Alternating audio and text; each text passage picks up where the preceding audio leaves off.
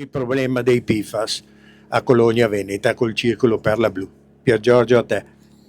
Grazie Luca. È difficile trovare qualcosa di nuovo rispetto a quello che hanno detto prima i ragazzi, perché è tutto giusto quello che hanno detto okay. Dicevo che è un po' difficile trovare parole nuove rispetto a quello che abbiamo sentito fino adesso, perché i ragazzi hanno detto tutto quello che serve, così come quelli che mi hanno preceduto.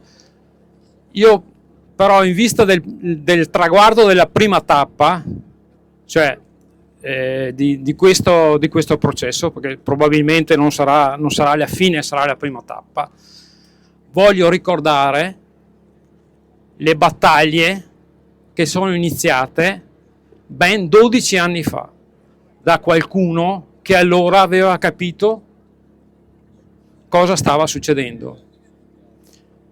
E voglio ricordare tutti che da 12 anni a questa parte si sono spesi, si stanno spendendo perché un diritto sacrosanto venga salvaguardato e che vengano colpiti chi questo diritto ci ha tolto. Okay? Io ricordo le prime assemblee, ricordo anche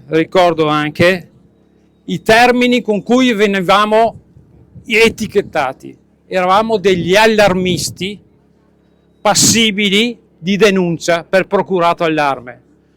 Siamo qua alla vigilia, come dicevo prima, della prima tappa di un lungo percorso iniziato nel 2013, dove nessuno, neanche tra le istituzioni, voleva aprire gli occhi. Bene, li abbiamo fatti aprire noi, con il nostro lavoro.